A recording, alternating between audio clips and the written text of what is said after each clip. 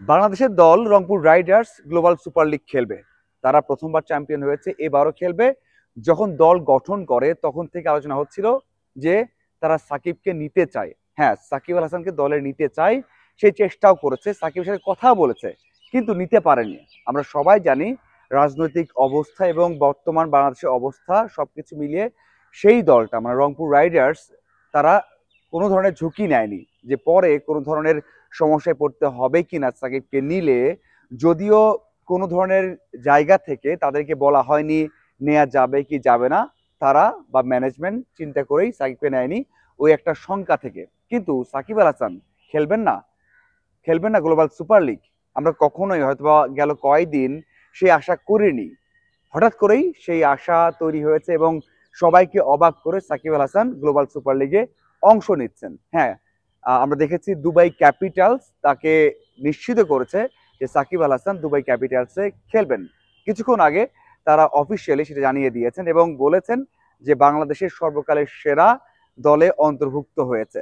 দারুণ একটা কথা বা দারুণ একটা খবর এটা তার জন্য, এবং যারা সাকিব ফ্যান রয়েছেন, বাংলাদেশ ক্রিকেট ফ্যান রয়েছেন, তাদের জন্য এই খবরটা অনেক বড় একটা খবর। সাকিব আল হাসান এই দলের সাথে যোগ হবেন এবং সেখানে তার যেই সামনে যেই লিগটা আছে সিপিএল, তার আগে এই লিগটা তার জন্য বড় একটা প্ল্যাটফর্ম হয়ে গেল। পিএসএল খেলেছেন, সেখানে 2 ম্যাচে ব্যাটাতে ভালো করতে পারেননি, সেখান থেকে ফিরে গেছেন।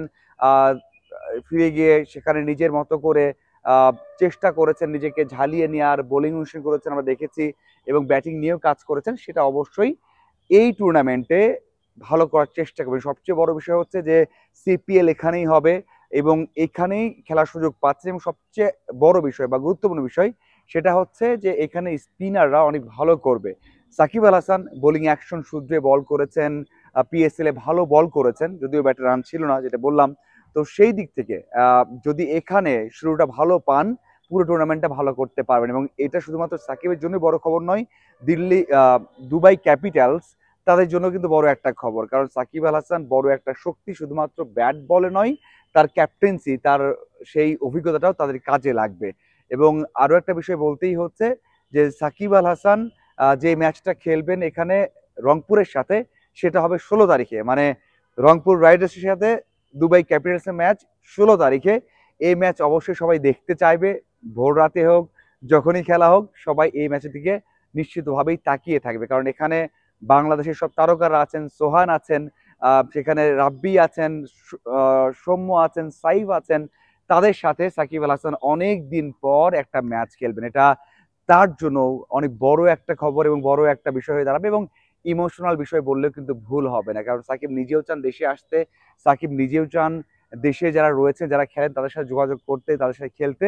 কিন্তু সেটা দেশের হয়ে খেলতে পারেননি, দেশে এসে খেলতে পারেননি, নেক্সট বিপিএল খেলতে পারবেন না, অনেকটা সেই অবস্থাতেই আছে। যদিও বোর্ড নির্বাচন হলে কি হয় সেটা জানা যাবে, তবে আপাতত সাকিব আল হাসান নিজেও মন থেকে এই টুর্নামেন্টটা খেলতে চান, নিজেকে সামনের দিকে এগিয়ে নিতে চান, নিজের যেই স্কিলটা, ফিটনেসটা, সেটা আরো উন্নতি করতে চান, বা যেটা একটু হলেও কি বলে যে একটু হলেও যে কমে গেছে সেটাকে বাড়াতে চাইবেন। সাথে আমার মনে হয় এটা সাকিবের জন্য একদিক দিয়ে একটা আবেগী টুর্নামেন্ট হবে, আবেগী ম্যাচ হবে যখন রংপুর রাইডার্সের সাথে মুখোমুখি হবে। আপনার কি মনে হয় সাকিবের এই সুযোগ পাওয়াটা এবং সাকিব কেমন করতে পারে? অবশ্যই কমেন্ট করে জানাবেন। ধন্যবাদ সবাইকে সহায় থাকার জন্য।